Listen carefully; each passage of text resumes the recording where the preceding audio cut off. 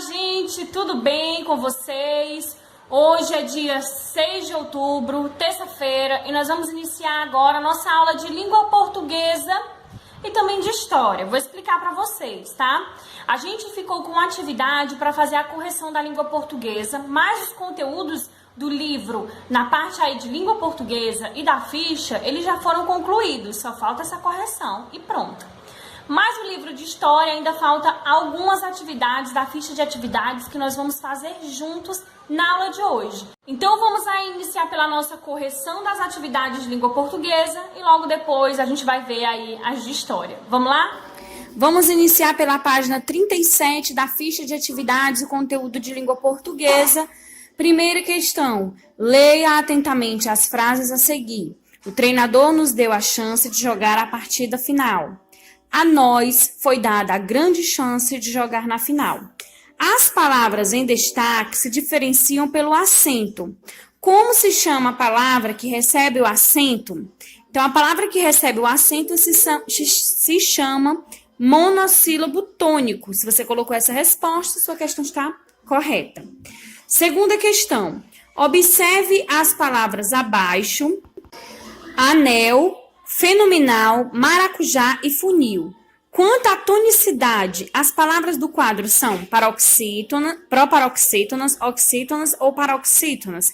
Então, elas são oxítonas. Terceira questão. Assinale a alternativa que contém apenas palavras proparoxítonas. Então, é a última alternativa. Dúvida, plástico, trôpego e último. Na página 38, complete as frases abaixo com mais, sem o i, ou mais com o i. Então, na letra A, mais com o i. Na letra B, mais sem o i. Letra C, mais com o i também. Letra D, mais sem o i. E na letra E, mais com o i. Se você completou suas frases assim, sua questão está correta. Se não, aproveita para organizar agora. A quinta questão é pessoal, então não necessita de correção. E agora nós podemos continuar o nosso conteúdo de história. Muito bem, gente. Feita aí a nossa correção de língua portuguesa, nós vamos deixar a língua portuguesa um pouco de lado. Você vai pegar sua ficha de atividades de história. A gente vai fazer as correções das atividades da ficha de atividades e também a conclusão das atividades que ainda faltam ser feitas. E aí a gente vai fazer juntos, vocês vão prestar atenção na resolução dessas atividades, na explicação, para a gente também estar fazendo a revisão do que a gente viu aí sobre as minas, tá certo? Então vamos lá. Vamos lá para a página 129. Primeira questão. Cite 2 exemplos de especiarias. Então, entre os 2 exemplos que vocês podem citar a canela, o cravo, o pau-cravo, a pimenta do reino, guaraná, cacau, urucum, anis e castanha do Pará. Segunda questão. As especiarias são usadas hoje em dia? Em que elas são usadas? Então, sim, elas são utilizadas e o uso de especiarias aparece na culinária, em medicamentos e até em produtos de beleza. Terceira questão, por que as especiarias eram tão valorizadas pelos portugueses na época em que o Brasil era uma colônia de Portugal? Bom, gente, Portugal não produzia essas especiarias, então elas vinham de muito longe. A viagem e o custo de extração eram bastante altos e por isso que elas eram tão valiosas. Quarta questão, como eram chamadas as especiarias da região amazônica? Então, elas eram conhecidas como drogas do sertão. Quinta questão, quais das especiarias abaixo eram encontradas no Brasil durante o período colonial?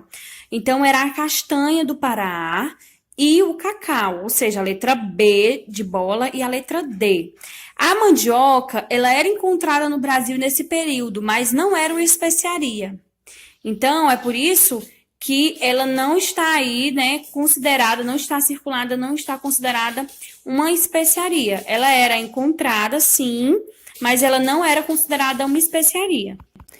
Na próxima página, página 130, nós temos aí a sexta questão.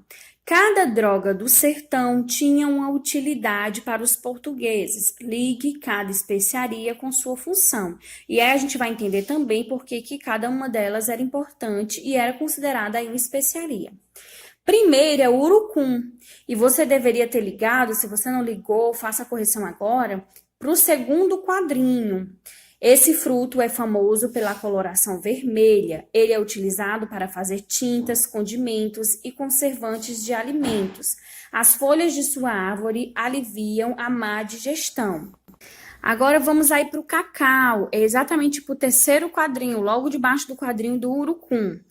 Este fruto é conhecido por melhorar o humor e trazer benefícios para o coração. Nos tempos de colônia, suas sementes eram torradas e transformadas em pó. Com esse pó fazia-se uma bebida amarga. A castanha do Pará é para o último quadrinho. Estas sementes eram muito utilizadas para fazer óleo ou farinha, mas também eram consumidas puras. Depois nós temos aí o guaraná, que está descrito lá no primeiro quadro.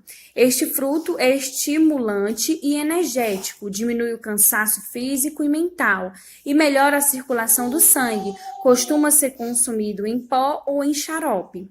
E por último nós temos o pau-cravo, que é aí o quarto quadrinho, né, o penúltimo. Esta árvore foi tão explorada que a espécie está ameaçada de extinção.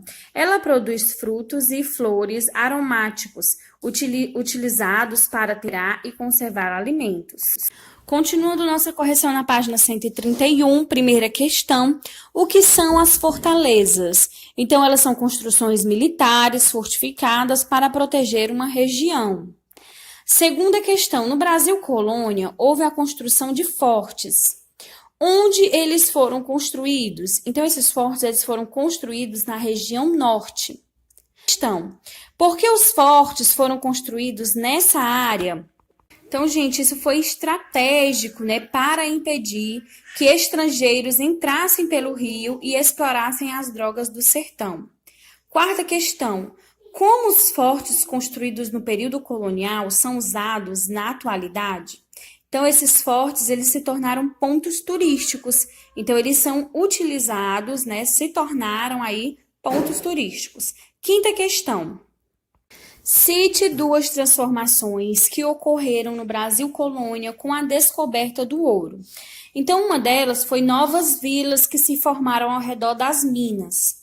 A construção de estrada real, também da estrada real, milhares de pessoas se mudaram para a região das minas. Então, essas foram algumas das transformações que ocorreram por conta aí da descoberta do ouro. Agora continue com a sua ficha de atividade, porque nós vamos concluir essas atividades que ainda faltam serem concluídas. Então, vamos aí para a página 132. Utilize as palavras e expressões do quadro abaixo para preencher as lacunas da frase. Então, nós temos aí aluvião, bateia, pepitas e faiscação. Então, vamos aí. No início, o ouro foi encontrado no formato de aluvião. Esse ouro era recolhido nas margens dos rios com ela, os mineradores pedras das pepitas de ouro. Esse tipo de exploração de ouro também foi chamada de faiscação.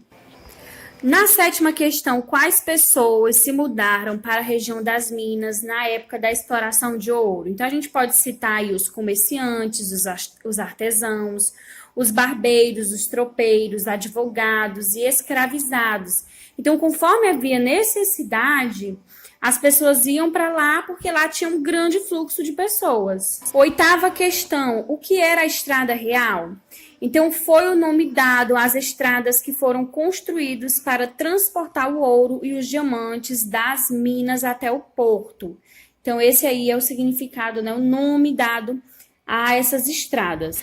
Na página 133, primeira questão, quais eram os grupos escravizados no Brasil colônia? Então, nesse período, os indígenas e os africanos eram escravizados em várias atividades realizadas aí no Brasil, no período do Brasil colônia.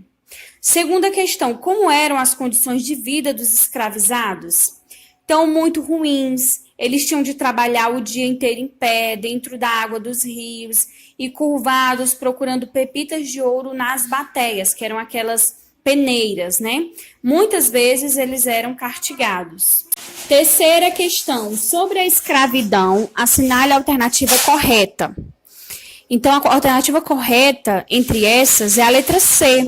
Muitos dos escravizados fugidos formavam os quilombos. Quarta questão, o que eram os quilombos? Então, como nós já estudamos, os quilombos eram comunidades escondidas, formadas por escravizados fugidos e seus descendentes.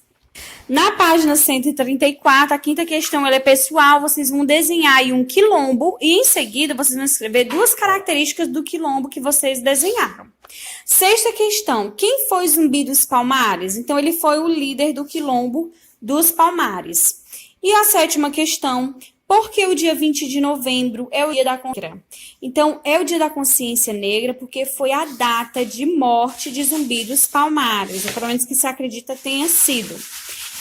Continuando a nossa atividade na página 135, quais eram os objetivos dos quilombos durante o Brasil Colônia? Então, os objetivos eram criar um espaço livre da escravidão e retomar tradições africanas. Então, coloque isso aí na sua resposta. Criar um espaço livre da escravidão e retornar a tradições africanas. Se for necessário, gente, vai dando uma pausa no vídeo, escuta de novo. Se você não estiver conseguindo enxergar, escuta de novo o que eu estou falando, para você conseguir colocar as respostas corretas e até servir também como base de estudo, de revisão, para a hora da prova, né? Segunda questão, ainda existem quilombos? Sim, existem comunidades quilombolas que são remanescentes dos antigos quilombos. Terceira questão, observe as palavras, complete as lacunas com as palavras corretas. Então, nós temos aí coletiva, agricultura e escravizado.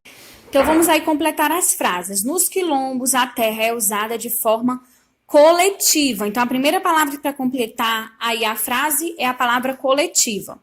Nessa terra é praticada a agricultura. Então, a próxima frase a completar é agricultura.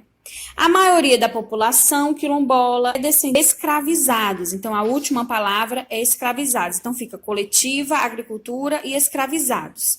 Na quarta questão, como são as condições de vida dos quilombos atuais? Então, costumam ser precárias, pois as comunidades quilombolas estão localizadas, em sua maioria, longe de escolas e hospitais.